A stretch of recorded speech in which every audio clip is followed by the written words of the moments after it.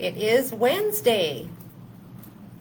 And I'll just wait a little bit of time to get a few people in here.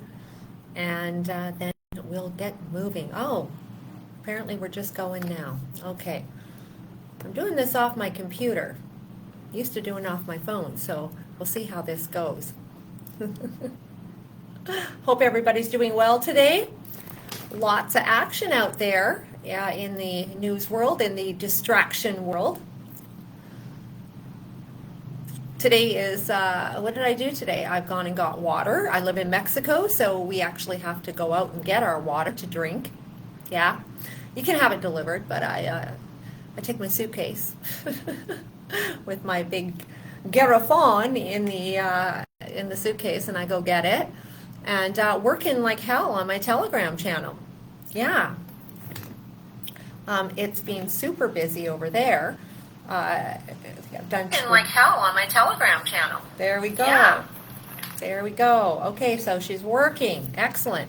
Okay, well, I'm going to hop right to it here today. Of course, the news is going wild because, well, the Epstein files, right? Yeah. Everybody's waiting for them. And, well, I always knew they wouldn't come.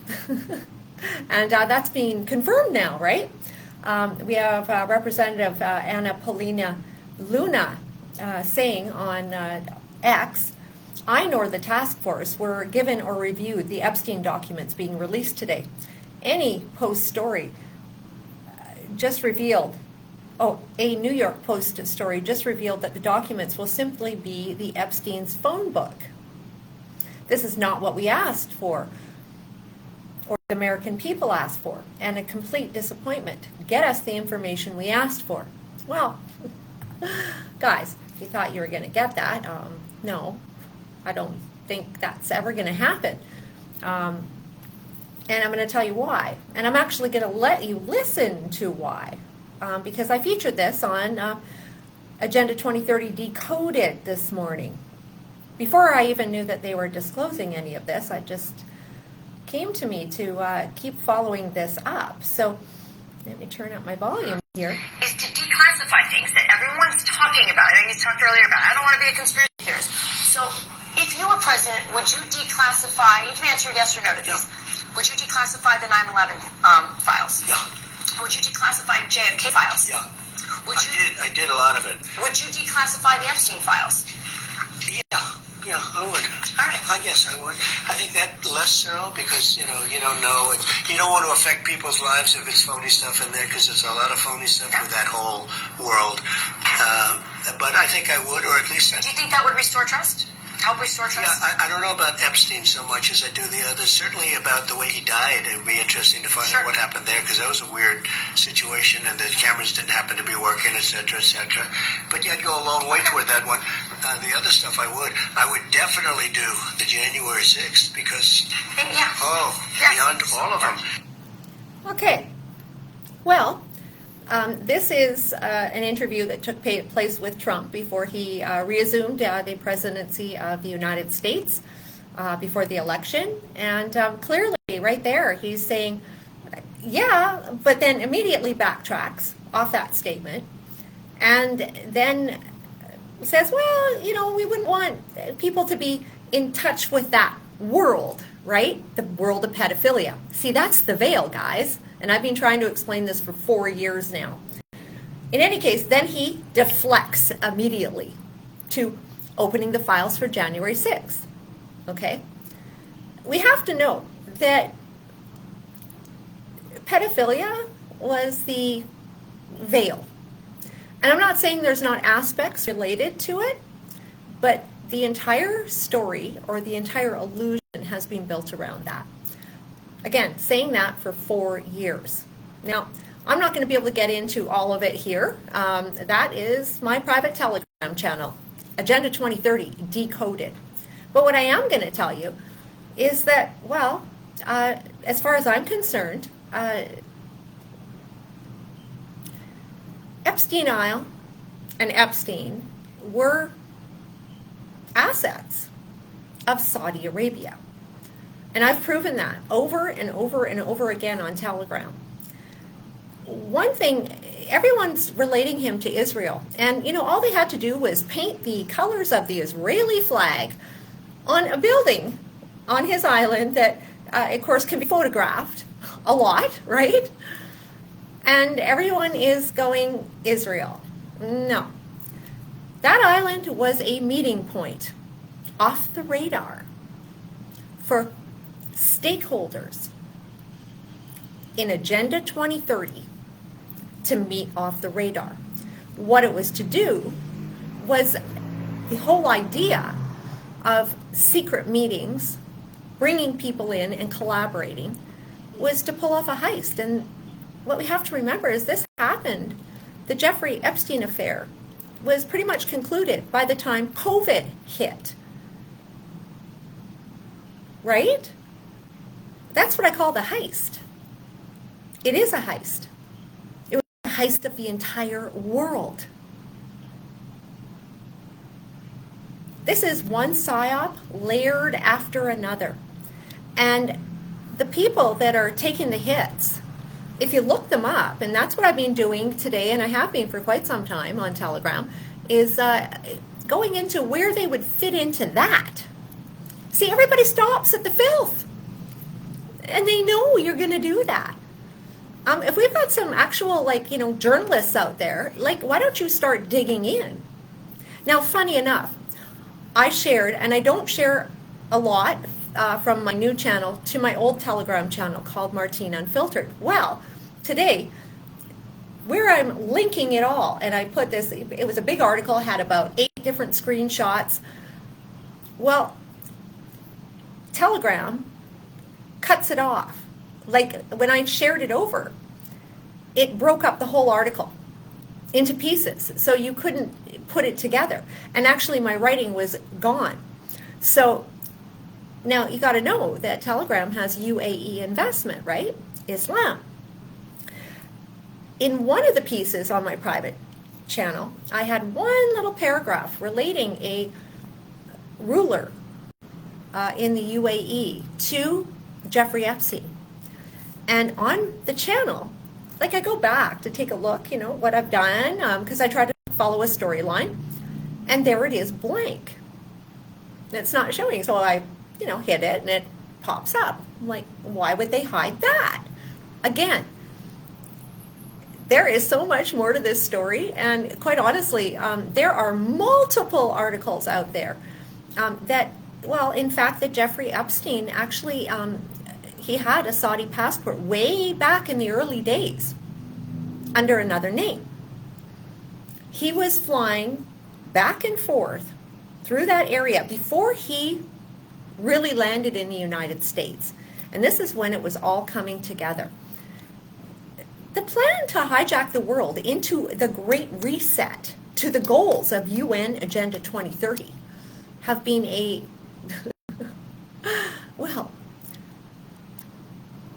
plan since 1992, since Rio de Janeiro, since Agenda 21 was launched at that conference. Guys, we got to look deeper here. This, as soon as they throw the sex and the filth and the kids, everybody stops. And you know why? Well, because doesn't the Q narrative, the QAnon narrative, feed right into that? Everything tails in. This is one psyop after another in layers. And today I have been taking apart, what everybody's part was. For example, David Copperfield was an associate of Epstein. And, in my piece today, I said, well, I don't think he was over at his house for dinner doing magic tricks. He is, because the article laid it out as magician David Copperfield. And I'm like, yeah, the magician, master illusionist. That would be his association with Epstein. What we're dealing with here is an illusion. And the alternative media has literally, they're taking their narrative just in a slightly different angle than the MSM. But nobody's questioning the narrative. I'm the only one so far that I know of. I mean, if you know more, please send them my way, because maybe we can collaborate to get to the bottom of it. In any case, I just don't think it's never going to go anywhere. They're going to throw some bones. They will, like maybe finding out, why those cameras were turned off when Jeffrey Epstein supposedly committed suicide. Do you think he committed suicide? I don't. I think he's off on some tropical island drinking mint juleps, is what I think. I do. I'm going to see if I can find any comments here, because they always try to cut them off here. I'm going to go to my phone. I'm trying to do this a little differently today. In any case, I thought that was worthy of discussion, because Trump has never said that he is going to.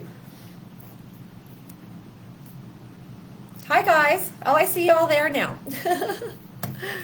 He's never said he was going to declassify. He said yes hesitantly and then immediately pulled back. And that's all people are ever going to see. But that phone book, to anybody who is a researcher or a true truther, that phone book, every person has to be followed up. What would be their attachment to UN Agenda 2030? That's what we want to look for. Yeah. That's the truth. It's crazy. But this has been a massive distraction, and it was an amazing distraction during COVID, wasn't it? We're not looking deeper. And it's because we're being programmed to a narrative that I don't think exists.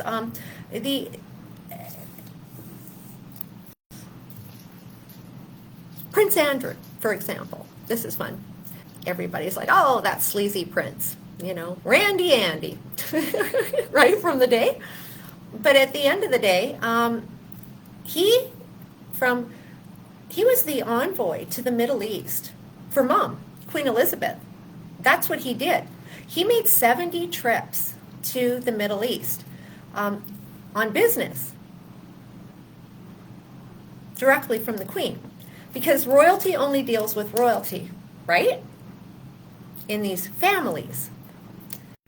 And even after the Epstein affair was breaking, he was still making trips on the regular, back and forth, 70 in total. So that's quite a bit, right? What were they colluding about? Again, I think this is more than British business. I think that Epstein Island was a place to meet off the radar. And right now, on Telegram, for example, I'm covering how the UAE, Saudi Arabia, and Qatar are moving into Africa, and have been for over 10 years. We keep hearing about Russia, China, their threat of influence. No. They're not even on the map compared to these guys. They're investing billions and billions in every developing nation, wherever there are minerals to be extracted, infrastructure to put in place. The supposed role of China in the past, this is being quickly usurped by them all over. Again, $1 trillion from Saudi Arabia into the United States of America. That's quite a bit, huh? Yeah. Again, what do they want for that? They're the ones, UAE, wiring in this infrastructure. For example, here's something I covered the other day. Giorgia Meloni of Italy. She's the one who based her platform on incompatible values between Italian culture and Islam. Most of her platform was based on mass migration and the restoral of Italian culture, the family, traditional values. Well, I catch her in a film off at the winter camp, as the Saudis call it, hanging out with MBS. She gets $10 billion from him. Then she jets off to the UAE and she collects $40 billion from those guys. Now, isn't that funny? Because she was actually, I've got her quoted in articles, talking about how Saudi Arabia was building mosques en masse in Italy, and how she was absolutely and unequivocally against it. And now she's off collecting the billions, because that's how it works. We don't understand how integral these Middle Eastern nations are to the future of this world, to Agenda 2030. They're the ones coming up with the AI governance. They are on, I mean, Silicon Valley has pretty much moved over there. Seriously. They're beholden to them because of the money. I think Trump is in it up to his eyeballs, and that's why Epstein list will never fully come to light. And absolutely, because Trump is highly affiliated with the Saudis too, right? Like, they're best buddies. UAE, same thing. All of those royal families. Currently, right now, Jared Kushner, started 3 years ago, but through Affinity Partners, he was laundering, not really laundering, I guess sort of. He was taking Saudi money and funneling it through Affinity Partners into startups into Israel.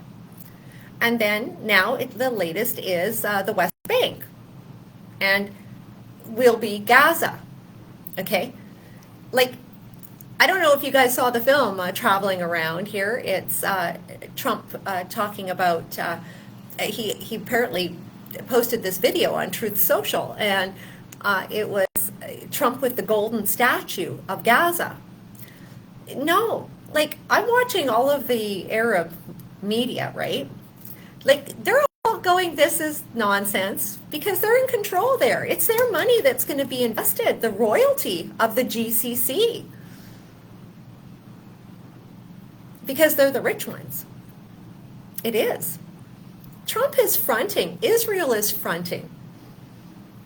Because these guys are behind the scenes with the dollars to invest. It's not the narrative. Like, you know, if it's not Jews, it's not news. I haven't bought into that from the get-go, because I'm seeing a completely other picture than the one that they're presenting to us. And Trump is in it up to his eyebrows, Derek. Absolutely. Absolutely. Hi, Amy. How you doing? Jumbo Jim, Kristen.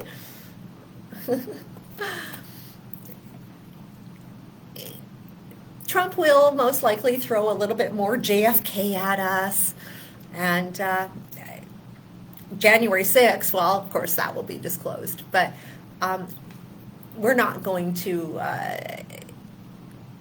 they're not letting you in on the nature of Jeffrey Epstein, because they obviously know the nature of his affiliations, how he arrived on the scene. He traveled on multiple, it wasn't just one, like, you know, passport that he had, apparently, with his picture, a different name and a different nation. That wasn't it. He had multiple of that. And a lot of this was disclosed in little tiny bits and pieces and little articles, so you wouldn't really see it coming out as headlines.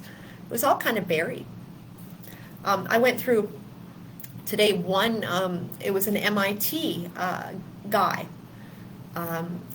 and Saudi Arabia had been there, MBS had been at MIT, investing in this guy. He was one of the guys on the list. So quite honestly, I think if we're to look at the list, like the Clinton Foundation, Clinton, he's big in this, yeah, but he's also big on the Sustainable Development Goals of UN Agenda 2030.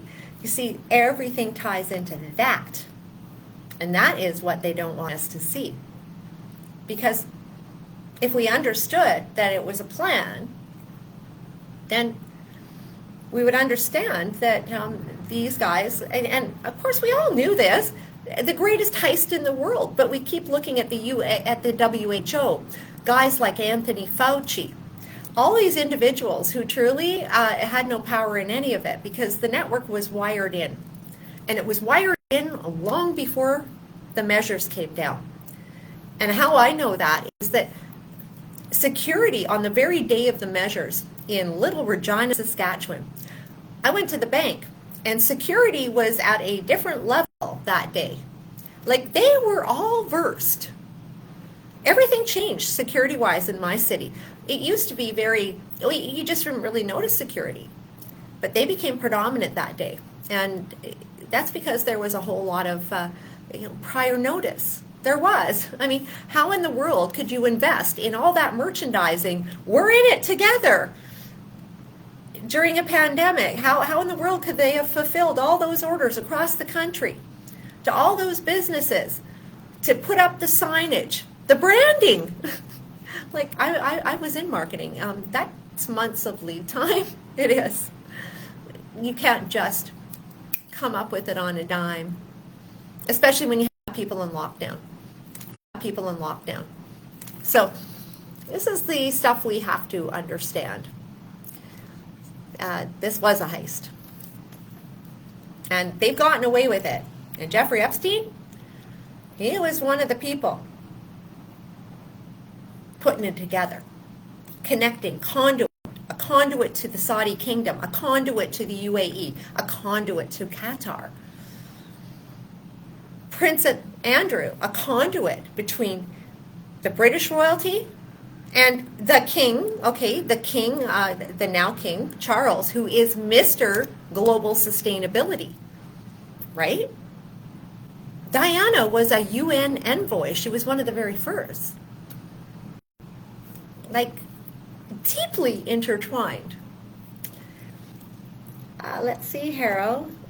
It's clear to those who notice the rest are shielded in popular divisions in boogeyman theory. A brilliant played strategy. Yes! Brilliantly played. Master magicians. See, we know that on one hand. And then we find one psyop and we go, oh, that's it. No. These are layers of deception, illusion, and designed that even if one aspect gets exposed, the rest will stay closed. No one's ever going to take accountability for it, because that would expose our entire future on this earth as a fraud, which lots of us seem to understand. All of the players are all one big club. And, well,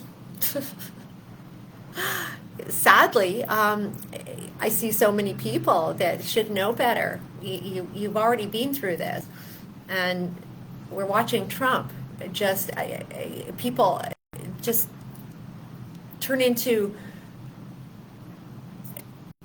mindless cult-like followers, not listening to what the man is saying, not backtracking on what he said before, overlooking when he doesn't deliver on the promises.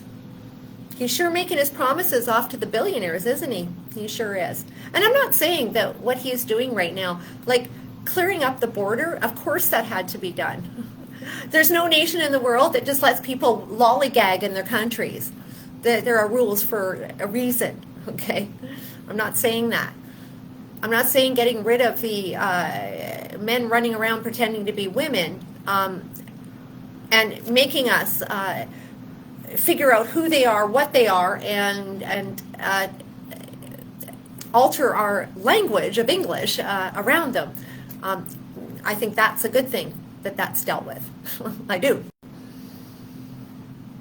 I like common sense. But at the end of the day, Trump is one of the boys. He wouldn't be in place if he wasn't. And he goes back to the Saudis. Like, I just put a picture on Telegram last week, and that was him and Ivana Trump in 1985 meeting King Fahd, F-A-H-D. Sorry, I'm not sure if I'm saying that correctly. But yes, that was under Reagan's presidency. Very well acquainted with the Saudi royalty. And then in 2001, Donald Trump sold the 45th floor of his Trump World Tower next right next door to UN, to the Saudi delegation. The entire floor. I think it was 45 million at that time. All sorts of business dealings. He was, granted a sword dance when he arrived in Saudi Arabia in 2017.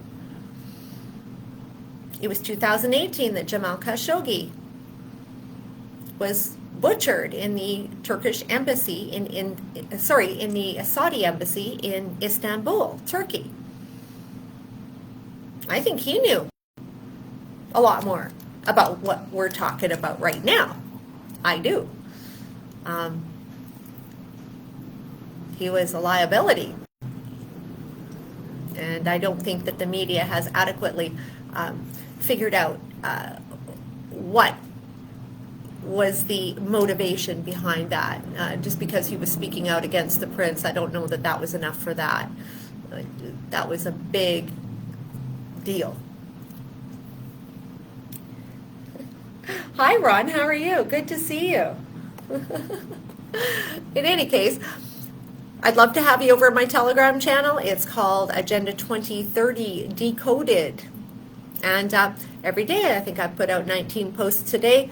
I've really got an international twist on this because this is about global governance, right?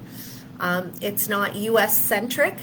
I seek to expose what's under the wire, take apart the media and the MSM, importantly, because, see, a lot of good information is in those MSM articles. You just have to learn to weed out what they want you to know.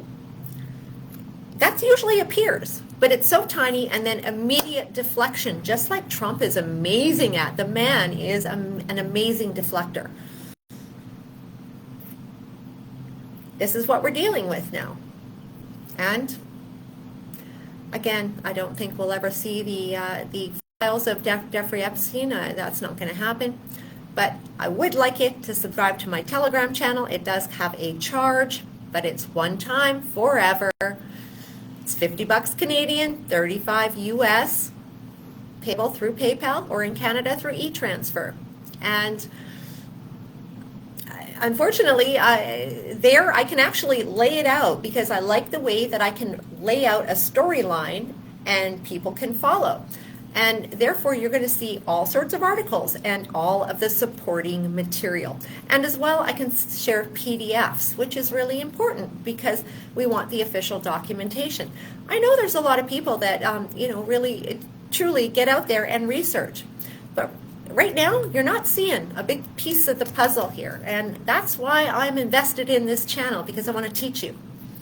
I want to help other people dig, because I can't be the only one going on this path. I need help. We need to work together to get this information compiled and out. All right, guys. You won't find me on Telegram, Amy. You have to subscribe to my channel through me. You pay me.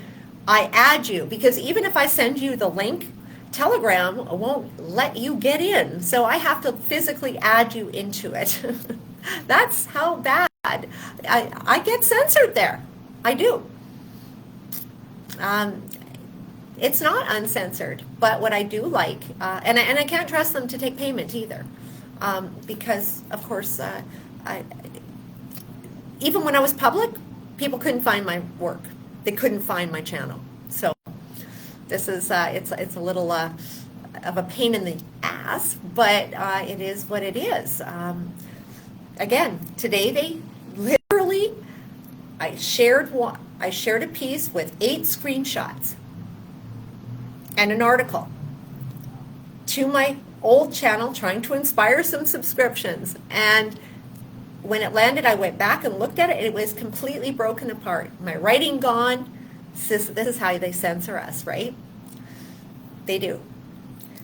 I'm not following the generally accepted truth narrative, and this is why.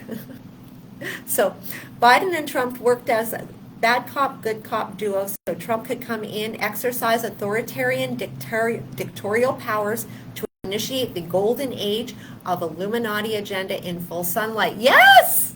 Beautiful. Exactly. It is. It's a good pact. They are a team. Remember, UN Agenda 2030 is non-partisan. It transcends governments. The left and the right, they are partners. Okay? They're just playing good cop, bad cop. Beautiful description, Derek. Yes. How do you reach me, Amy? Just message me here on Facebook, and we'll go from there. That's all you got to do. You're right, Tarot. That's the thing. Okay, what I see is people really do see that one hand is washing the other. But then drama starts, and all of a sudden everybody breaks apart again. And I watch this in social media continually. Like, you're getting somewhere, and then you break into the partisanship, into the division. What we have to know is that they're partners in crime the whole way. All of them. This is a commitment, as I covered in my video last Friday, that began with Agenda 21 in 1992. It is nonpartisan. It is. Agenda 2030 is merely an extension. It is not dependent on the Paris Agreement or climate. Not at all. This is what we must remember. And it's the only way that humanity will ever overcome it. And this is why they have to continue to one diversion after another. It's just, you can't keep up. You can't keep your train of thought. And every one of those diversions is meant for us to break into this left versus right matrix once again. Every time we think we're overcoming it, boom, we go apart again. And it's brilliant on the psychopath's part, not so brilliant on the human part. The people that are having to try to keep up with it all.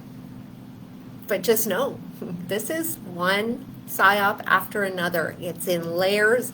Jeffrey Epstein is a critical part of Agenda 2030 for sure, because that COVID heist,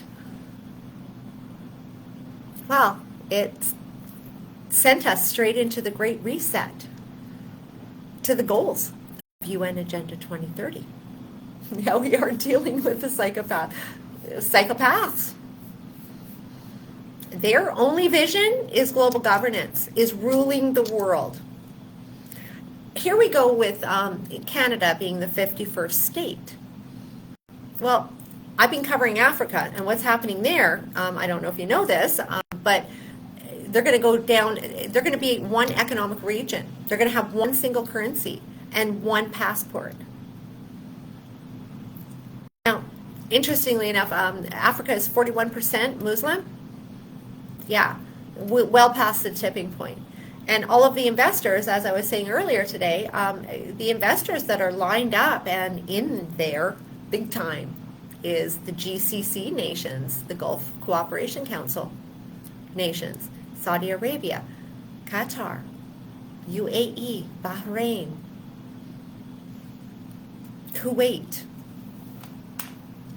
They're the ones. We're hearing Russia, we're hearing China.